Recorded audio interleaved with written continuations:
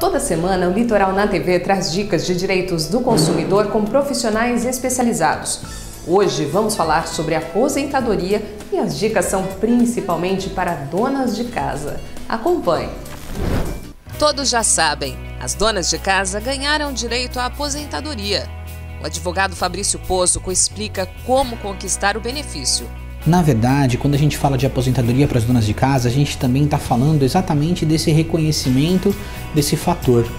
Lembre-se que ultimamente a justiça reconheceu o direito das donas de casa poderem se aposentar. Existem já decisões judiciais nesse sentido. Só que sempre a gente precisa contar com esses dois fatores: tempo de contribuição respectiva e o fator idade, o fator que a gente chama de fator previdenciário de idade, que é a soma dessas duas situações. A bem da verdade, existe um tempo de contribuição para que você tenha direito a se aposentar no INSS e necessita também de uma idade específica para fazer a soma dos dois e a dona de casa ter o direito a essa aposentadoria. O que é importante entender é que antigamente ser dona de casa equivaleria a você fazer nada perante o INSS. Você não tinha seus direitos reconhecidos.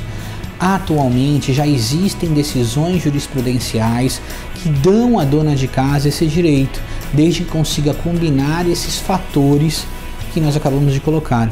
Portanto, mais uma vez, é importante estar conversando com os advogados que atuam nessa área, é importante estar procurando as assessorias previdenciárias para que isso possa ser esclarecido da melhor maneira possível. Lembre-se, de repente, o direito está só esperando que você, na verdade, vá encontrá-lo perante a justiça.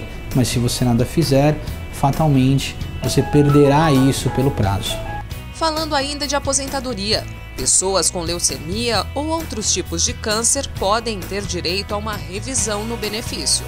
A bem da verdade, não é simplesmente pelo fato de você ter uma doença grave, como por exemplo câncer, AIDS ou alguma doença nesse sentido, que automaticamente o seu benefício previdenciário será aumentado. Outras situações são importantes de serem observadas.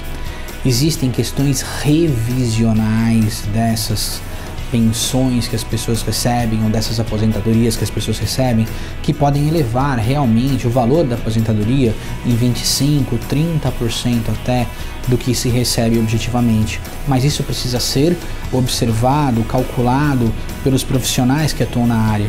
Mas mais importante do que isso, há que se lembrar que as pessoas que possuem essas doenças, como por exemplo câncer, seriam isentos inclusive de imposto de renda. Imaginemos, portanto, que uma pessoa ganhe aí um valor acima de R$ 2.250 em média e recolheria imposto de renda. Na verdade, sendo portador de uma doença como câncer, essa pessoa não precisaria mais estar fazendo esse recolhimento, estaria isenta. Então a alíquota de imposto de renda que a pessoa paga, que varia em torno aí de 15%, 27,5%, dependendo dos rendimentos específicos dessa pessoa, ela não seria mais cobrada e a pessoa teria direito a ter esse abatimento do imposto.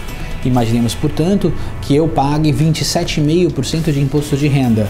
Se eu, na verdade, tenho, infelizmente, uma doença como essa, a lei me dá um benefício, eu não preciso mais recolher esse imposto de renda, ou seja, automaticamente eu já tenho um ganho de 27,5% por não pagar o imposto respectivo. Além disso, é importante que se diga que desde o momento em que você teve a doença reconhecida, existe a possibilidade de você pedir a devolução do imposto de renda que você já pagou por um período de 5 anos até. Então imagine, por exemplo, que a minha doença foi reconhecida no ano de 2010 e eu acabei pagando imposto de renda no período de 2011 e no período de 2010, 2011, 2011 e 2012. Na verdade, eu não precisaria pagar isso. Eu tenho o direito, na verdade, a ter a restituição desses impostos que eu acabei recolhendo nesse valor, ter recebimento disso, mas eu preciso provocar administrativamente o órgão da Receita Federal, preciso provocar o judiciário para conseguir isso. É muito importante que essas pessoas procurem um advogado, procurem uma assessoria jurídica qualificada para que possam fazer os seus pedidos.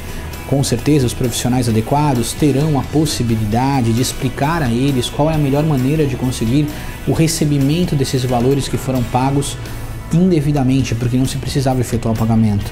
Mas é importante que essas assessorias jurídicas sejam qualificadas. Não tente procurar um profissional na esquina, não outorguem procurações simplesmente porque alguém disse que vai resolver o seu problema. Não, procure profissionais estabelecidos, profissionais que são reconhecidos pela Ordem dos Advogados do Brasil, pessoas que realmente possam atender você da melhor maneira possível.